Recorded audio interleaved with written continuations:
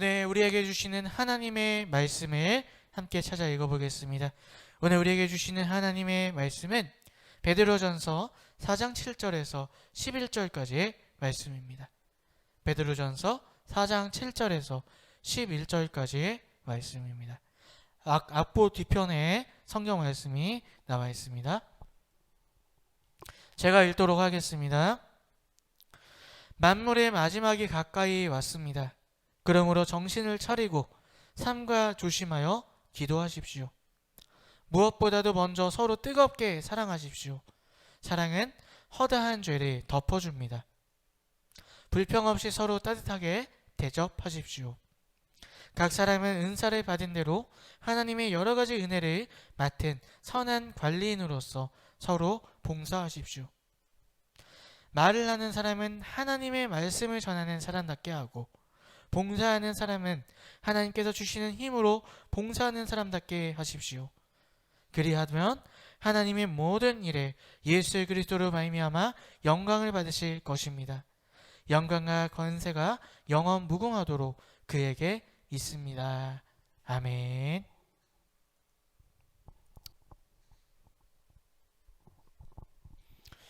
오늘도 예수님을 사랑하셔서 또 예수님을 주인 삼으셔서 이 자리에 각자의 자리에서 예배드리시는 여러분들을 주님의 이름으로 환영합니다. 지난 한 주도 우리의 인생 가운데는 많은 일들이 있었을 것입니다. 때로는 폭풍우와 같은 문제들도 많이 있으셨을 것이라고 생각이 듭니다. 하지만 그 가운데서도요, 하나님을 바라보시고 또 그분의 뜻을 구하고 그분과 동행하시고자 여러분들 기도하시고 또 말씀 가운데서 노력하셨을 것이라 그렇게 믿습니다. 사람은 어떤 위기 상황이 닥치면은요, 어떤 위기 상황 가운데 그 사람이 무엇을 중요하게 생각하냐에 따라서 그 사람들의 행동은 달라지기 마련입니다. 우리 배나 비행기가 가끔씩 이제 사고를 만나게 되면은 위험하잖아요. 그렇죠? 배에서 비행해서 탈출을 해야 됩니다. 그런데 물론 그러한 선원이나 승무원은 없겠지만, 내가 승무원이라는 직업보다 내가 먼저 살아야 된다고 생각하는 사람은 어떻게 할까요? 손님들도 다 뿌리치고 자기가 먼저 탈출하겠죠.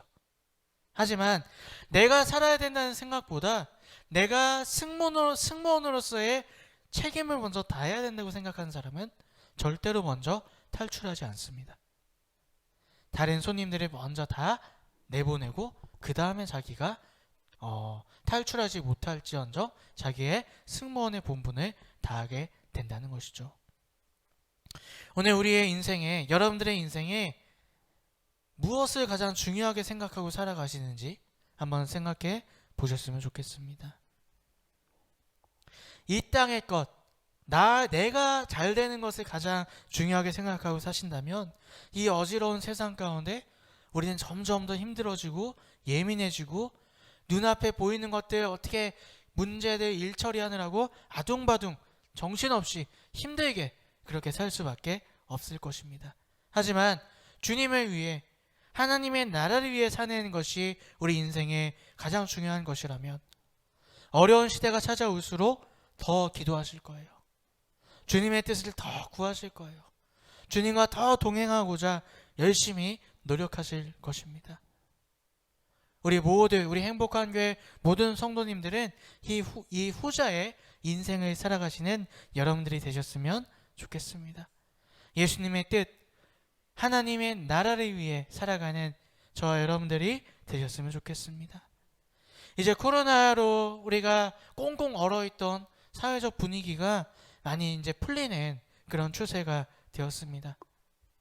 여러분 이제 분위기가 좀 좋아지니까 여행 다니시고 친구 만나시고 그런 분들이 많이 계시더라고요.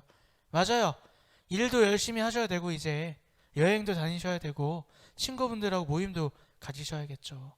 하지만 제일 중요한 거, 예수님을 만나는 이 자리 가운데로 이제는 돌아오시는 여러분들이 되셨으면 좋겠습니다.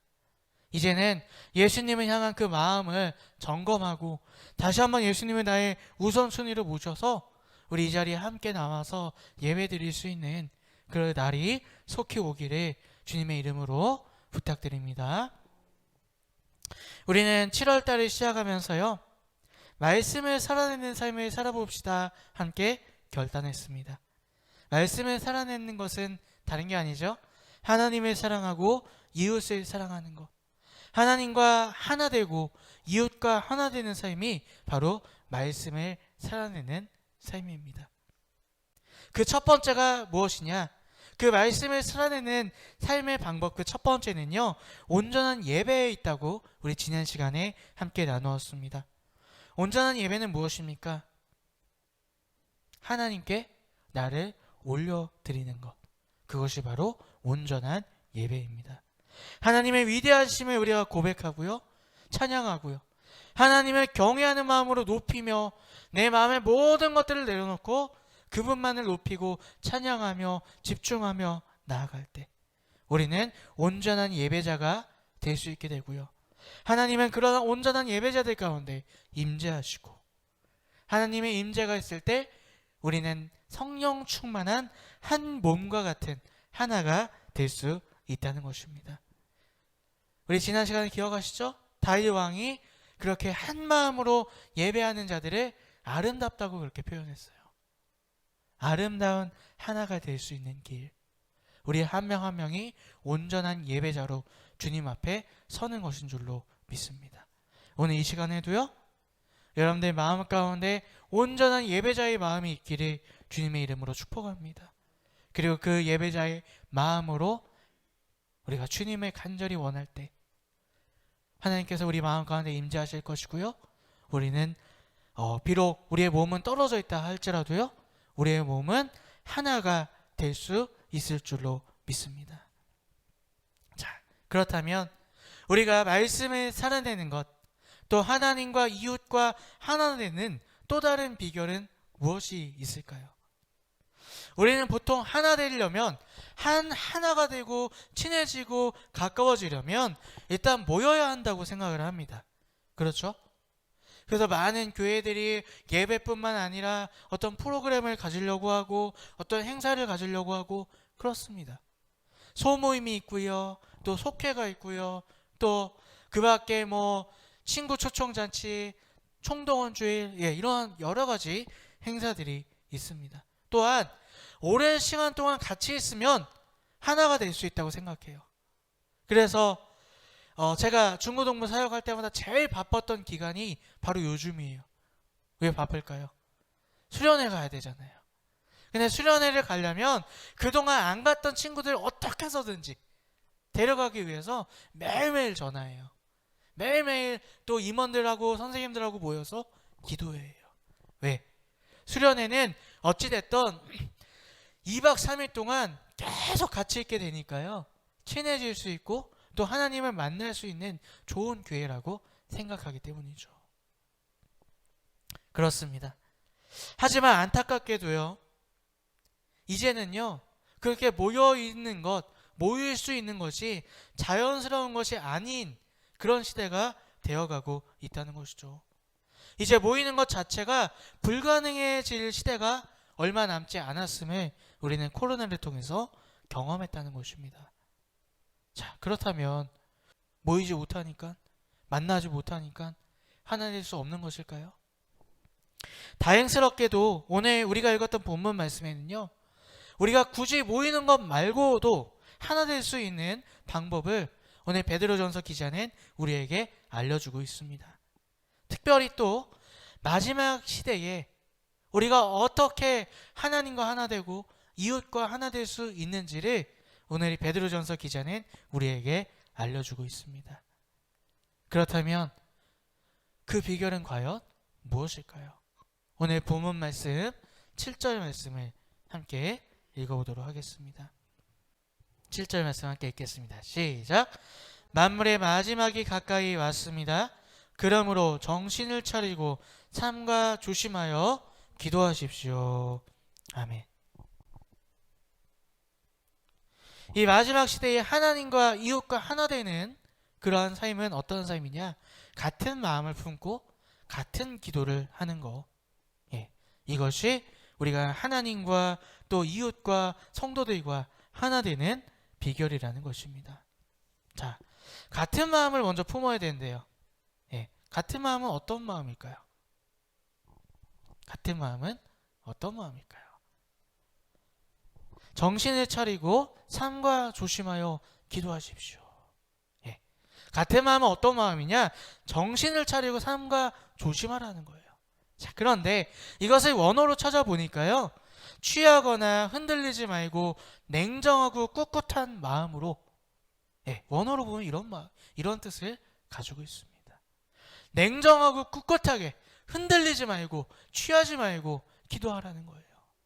이것이 바로 같은 마음을 품어야 되는 마음이라는 것입니다. 마지막 때가 오면 특징이 있습니다. 세상이 혼란스러워져요. 이전과 같지 않음에 사람들은 두려워하고 불안해하고 예민해집니다. 또 심지어 나 예수님 믿어요 그렇게 말하는 그리스도인들조차도 예수님을 믿는다고 말하지만 심판에 대한, 말세에 대한 막연한 두려움이 생기기 시작한다는 것이죠. 그러나 오늘 베드로전서 기자는요, 이런 마음을 벗어버리라고 우리에게 이야기합니다. 두려워하지 말래요. 불안해하지 말래요.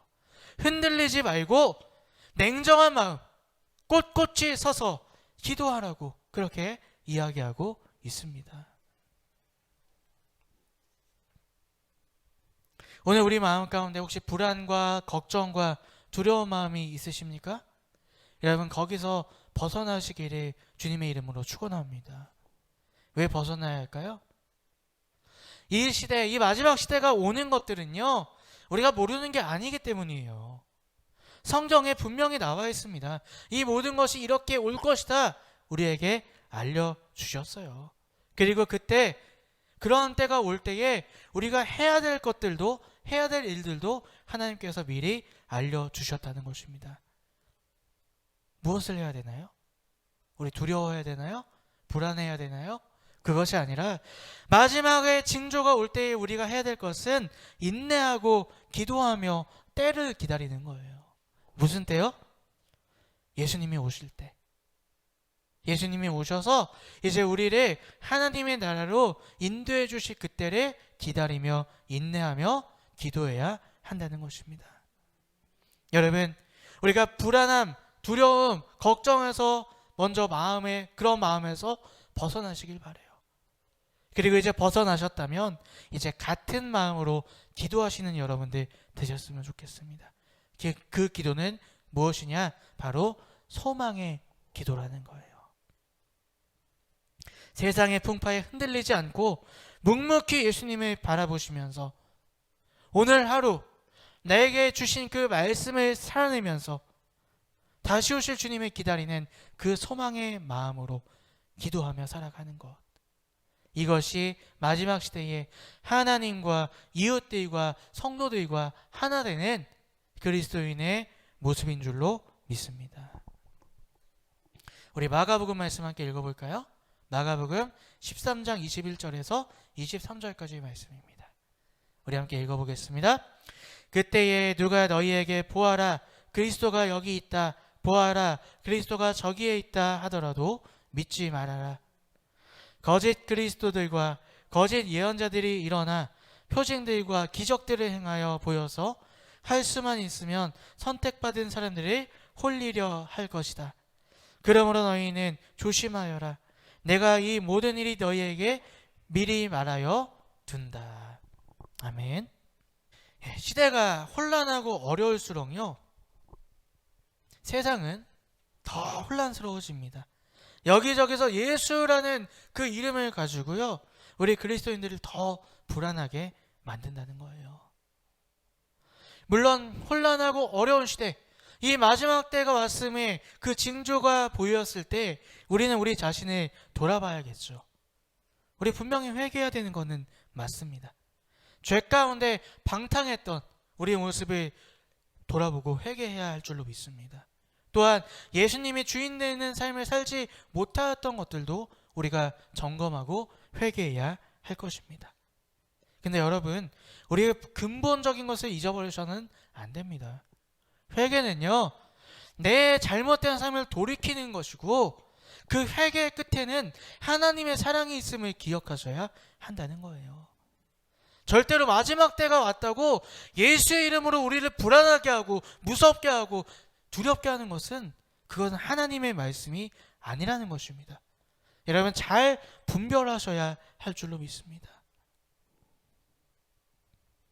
우리의 지금 마음이 내가 예수를 믿고 있음에도 불구하고요, 마지막 때에 대한 심판에 대한 두려움과 불안이 있으시다면요, 예수님의 다시 영접하시는 여러분들 되셨으면 좋겠습니다.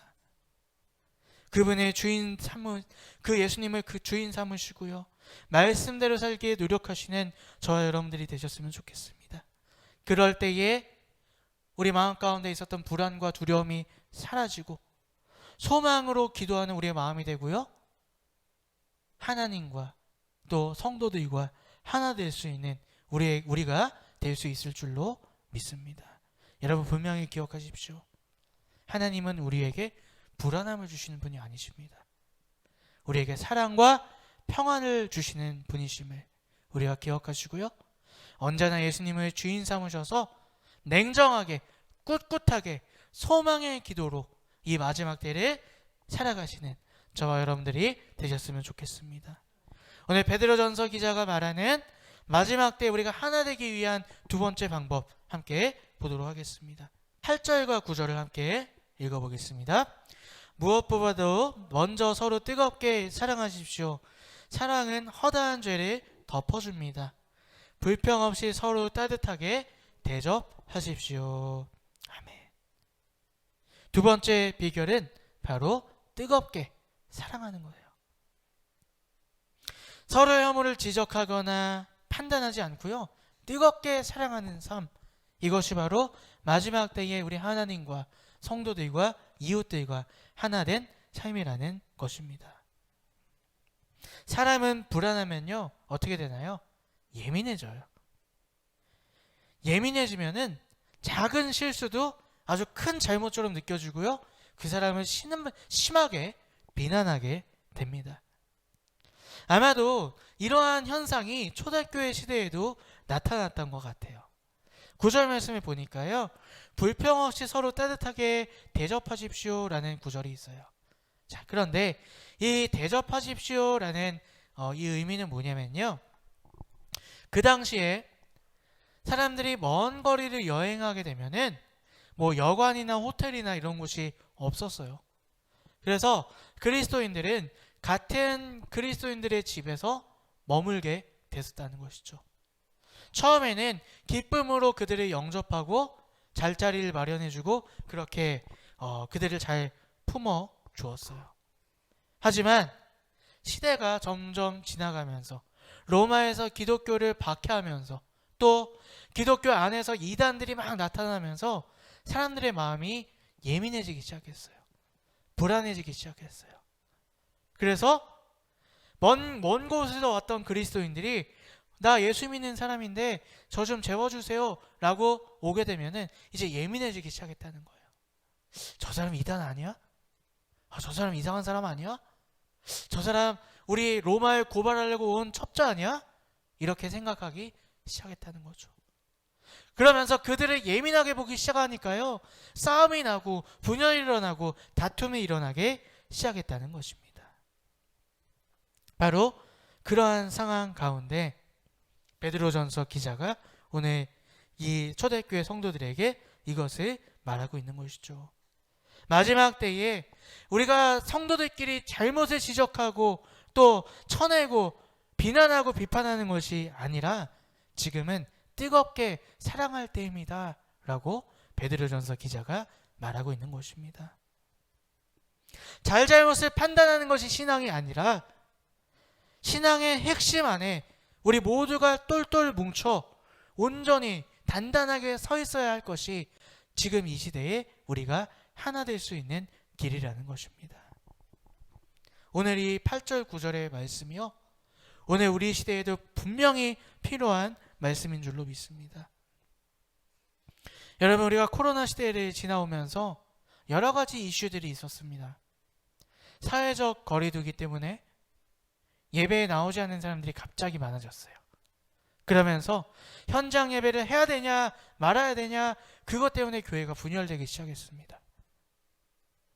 또 얼마 전에는요, 정부에서 교회만 콕 집어갖고 교회에서 뭐 예배 외에 일체 다른 행사를 하면 안 됩니다, 그런 법이 통과된 적이 있었어요. 그때에도 교회가 분열됐습니다. 이거는 종교 탄압이다, 데모해야 된다, 그렇게 주장한 사람들이 있었고요. 왜 그렇게 민감하게 반응하느냐? 교회를 문 닫게 한 것도 아니고 그냥 그 교회에서 확진자가 나오니까 따라달라, 그렇게 협조한 건데 왜 이렇게 민감하게 반응하느냐? 그렇게 양쪽이 분열됐던 모습을 우리가 보게 됩니다. 여러분, 정부가 탄압하고 말고 그것이 중요한 게 아니라요, 그러한 이 마지막 때의 현상들 때문에 교회가 교회를 욕하고 서로 잘못됐다 손가락질하고 그렇게 정죄하고 비판하는 그 모습이 우리 하나님께서 가장 아파하시는 모습이 아니었을까, 저는 그렇게 생각해 봅니다. 혼란하고 어려울수록 예수가 그리스도이시고 나의 구원자 되시고 주인 되시는 그 고백이 같다면 우리는 함께 이해하고 사랑하고 그들을 위해서 서로 기도해야 할 때인 줄로 믿습니다. 그럴 때에 박해와 고난 가운데 하나님과 하나 되고 이웃들과 성도들과 하나 되어서 우리는 온전한 그리스도인으로 서게 되는 줄로 믿습니다. 앞으로 이 마지막 시대에 교회를 흔드는 많은 일들이 있을 것입니다. 근데 정말 바람은 교회가 먼저 서로를 지적하고 싸우고 분열되지 않기를 제 개인적으로는 간절히 원해요. 정말 중요한 것만 붙잡아야 돼요. 이제는 예수님이 주인 되시는가, 예수님의 십자가를 믿는가, 그래서 오늘 나는 예수님의 말씀대로 살려고 노력하고 있는가, 그것만 함께 이루어진다면 우리는 서로를 이해하고 사랑하고 뜨겁게 사랑하고 허물을 덮는 그 사랑으로 하나 되어야 할 줄로 믿습니다.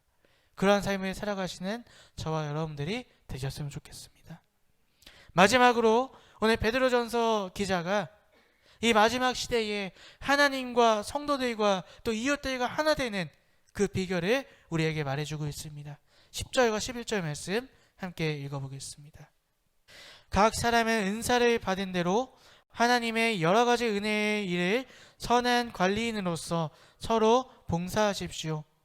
말을 하는 사람은 하나님의 말씀을 전파하는 사람답게 하고, 봉사하는 사람은 하나님께서 주시는 힘으로 봉사하는 사람답게 하십시오.